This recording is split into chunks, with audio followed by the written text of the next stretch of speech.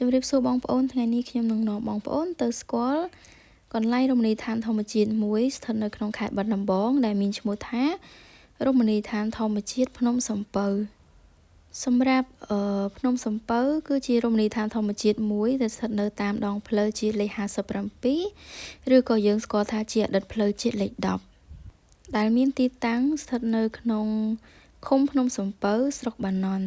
ភ្នំសំពៅគឺមានកម្ពស់ប្រមាណ100ម៉ែត្រចម្ងាយ12គីឡូម៉ែត្រពីក្រុងបាត់ដំបងសម្រាប់លើក្នុងភ្នំសំពៅគឺគេចែកតំបន់កំសាន្តជា3សំខាន់ទី1គឺកំពូលភ្នំដែលមានព្រះវិហារដែលយើងអាចមើលឃើញពីចម្ងាយហៅថាប្រាង្គទី2ហៅថាល្អាងផ្កាស្លាទី3គេហៅថាគិរីរម្យសម្រាប់បងប្អូនដែលចង់ទៅទស្សនាអាចបើកម៉ូតូឡើងខ្លួនឯងឬក៏អាចជួលរថយន្តនៅទីនោះក៏បានដែរគឺពូបងនៅទីនោះគាត់មានរថយន្តសម្រាប់ឲ្យយើងជួលឡើងដែរប៉ុន្តែសម្រាប់តម្លៃខ្ញុំអត់ដឹងថាប៉ុន្មានដែរដោយសារពេលដែលខ្ញុំទៅហ្នឹងគឺខ្ញុំបើកម៉ូតូឡើងខ្លួនឯងបងប្អូនដូចក្នុងវីដេអូនេះអញ្ចឹងពេលដែលខ្ញុំទៅហ្នឹងគឺរៀងល្ងាចហើយដែរប៉ុន្តែនៅតែមានបងប្អូនខ្មែរបងប្អូនបរទេសដែលគាត់ធ្វើការជួលរថយន្តឲ្យបងគាត់ជួលឡើងទៅលើអញ្ចឹងណាហើយវីដេអូទី1នេះគឺខ្ញុំនឹងបង្ហាញពីកន្លែងមួយក្នុងចំណោមកន្លែងផ្សេងនៅលើក្នុងភ្នំសំពៅនៅពេលដែលយើងជិះទៅយើងនឹងឃើញមានខ្លោងទ្វារមួយពណ៌ក្រហមនៅខាងឆ្វេងដៃអញ្ចឹងកន្លែងហ្នឹងយើងហៅថាគិរីរម្យបើសិនជាយើងទៅត្រង់ទៀតយើងអាចទៅដល់ល្អាងផ្កាស្លាអញ្ចឹងទៅប៉ុន្តែខ្ញុំនឹងបង្ហាញកន្លែងដំបូងគេដែលយើងនឹងចូលទៅលេងចាគឺគិរីរម្យនៅកន្លែងគិរីរម្យហ្នឹងមានល្អាងក្បាលខ្មោចហើយនឹងល្អាងតែងខ្លួនដែរចានៅពេលដែលជិះទៅយើងត្រូវប្រយ័ត្នប្រយែងដែរដោយសារតែមានឡានបងដែលគេជួលហ្នឹងគាត់បើកមកវិញមកក្រោមហើយយើងជិះទៅលើអញ្ចឹងបើសិនជាយើងជិះអត់ប្រយ័ត្នទេវាអាចនឹងមានគ្រោះថ្នាក់នៅលើហ្នឹងហើយមួយទៀតនៅពេលដែលយើងជិះទៅគឺតាមគៀនហ្នឹងគឺជាចលងបើសិនជាមានគ្រោះថ្នាក់វាអាចនឹងធ្វើយើងធ្លាក់ចលងអញ្ចឹងទៅវាមានបញ្ហាធំនៅពេលដែលយើងទៅលេងកន្លែងភ្នំសំពៅហ្នឹងនិយាយទៅបើសិនជាយើងមើលពីលើភ្នំសំពៅហ្នឹងទៅគឺទេសភាពស្អាតខ្លាំងមែនតែនស្រស់ស្រាយហើយខ្យល់បក់មកហើយនៅពេលដែលយើងមើលទៅក្រោមទៅគឺឃើញមានចំការមានដើមដូងហើយមានជាពិសេសគឺជួរភ្នំផ្សេងមានដូចជាភ្នំក្តោងភ្នំកពើភ្នំអណ្ដើកភ្នំទ្រង់មន់ទ្រង់ទាភ្នំនាងរំសាយសក់ហើយនិងភ្នំតាក្រៀមសម្រាប់អ្នកដែលចូលចិត្តថតរូបបែបធម្មជាតិលើភ្នំសំពៅហ្នឹងគឺត្រូវតែម្ដងយើងឡើងទៅគឺងាកជុំវិញខ្លួនយើងគឺឃើញតែធម្មជាតិបៃតងហើយនឹងមេឃពណ៌ខៀវស្អាតជាពិសេសនៅពេលដែលថ្ងៃលិចចាខ្ញុំអត់សូវបាននៅយូរទេដោយសារតែខ្ញុំទៅល្ងាចហើយអញ្ចឹងយើងបញ្ញាប់ទៅកន្លែងល្អាងក្បាលខ្មៅចានៅក្នុងវីដេអូហ្នឹងគឺជាវត្តប៉ុន្តែវត្តហ្នឹងគឺសល់ពីជំនាន់បុរាណមកមិនមែនយើងធ្វើឥឡូវនេះទេហើយនៅមុខហ្នឹងក៏មានបងស្រីអ៊ីដែលគាត់លក់ជាភេសជ្ជៈសម្រាប់ឲ្យយើងទិញហើយពួកគាត់គឺរស់រាយមែនតែនហើយនៅក្នុងវីដេអូនេះគឺជាបាសាំងទឹកបច្ចុប្បន្នគឺជាបាសាំងដែលព្រះសង្ឃគាត់ស្រង់ទឹកអីចឹងទៅប៉ុន្តែពីចំនួនមុនគឺជាកន្លែងដែលពលពតគាត់សម្លាប់មនុស្សហើយបហូរឈាមចូលក្នុងហ្នឹងនិយាយទៅគឺខូខើខ្លាំងមែនតែនចាហើយគាត់ទៅលើឈ្មោះក៏ដឹងដែរថាល្អាងក្បាលខ្មោចហ្នឹងជាកន្លែងអីគេចឹងល្អាងក្បាលខ្មោចហ្នឹងតាម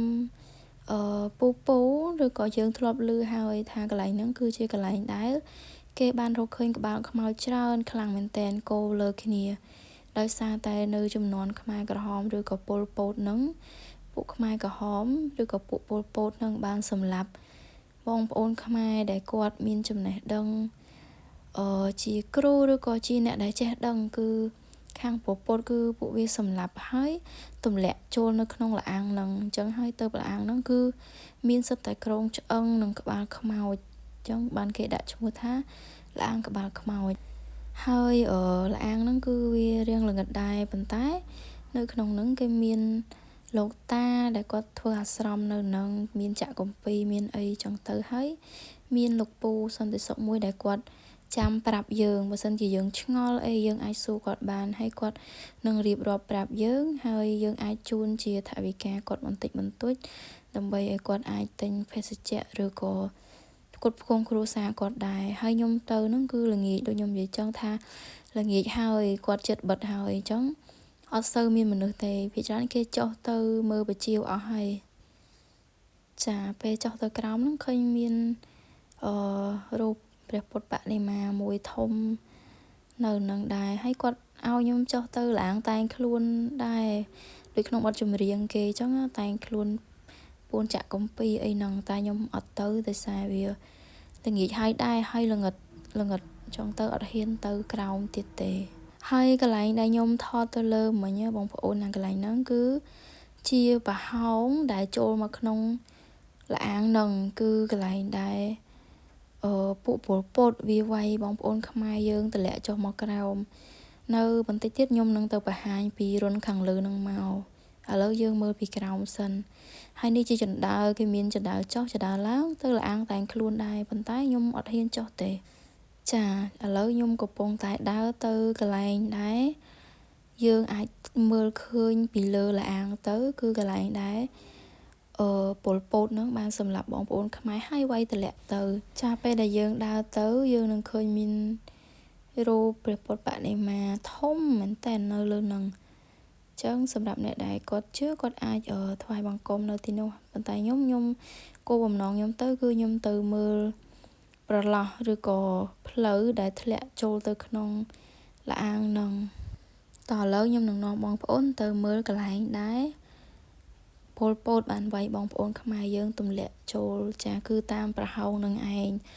ចង់គឺពេលមើលពីលើទៅគឺខ្ពស់ខ្លាំងមែនតើយើងមើលក្នុងទូរស័ព្ទហ្នឹង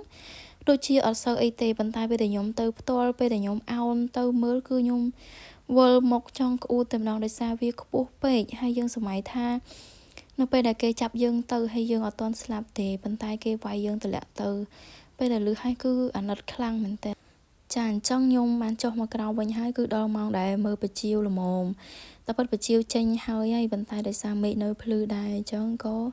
ខ្ញុំនៅមើលដែរហើយមានបងប្អូនខ្មែរច្រើនដែលគាត់ទៅលេងអង្គុយនិយាយគ្នាលេងមើលបជាវហើយមានបរទេសដែលគាត់ទៅជាធីមហើយមានពូដែលគាត់យាមម៉ូតូឲ្យយើងផ្ញើគាត់ទៅថ្លៃសបុតម៉ូតូ 1000 រៀលហើយឥឡូវគេធ្វើកន្លែងច្រើនមែនតើធ្វើកន្លែងសម្រាប់ឲ្យបងប្អូនយើងអង្គុយមើលស្រួលកាលពីមុនអត់សូវមានចឹងទេពេលមើលត្រូវឈរអីចឹងទៅប៉ុន្តែឥឡូវគឺខាងទេសចរគាត់រៀបស្អាតមែនតើស្រស់ស្រាយហើយអង្គុយនិយាយគ្នាដូចកន្លែងនេះចឹងយើងអាចមើលពីលើទៅបានហើយថតរូបគឺ background ស្អាតមែនតើមានរូបធំនៅជាប់នឹងជញ្ជាំងថ្មភ្នំសំពៅចឹងទៅហើយខ្ញុំសង្ឃឹមថាបងប្អូនឃើញវីដេអូនេះហើយអាចទៅលេងភ្នំសំពៅបានម្ដងដែរដោយសារពេលដែលយើងទៅគឺជួយដល់ជីវភាពអ្នកដែលនៅនឹងខ្លាំងមែនតើពិសេស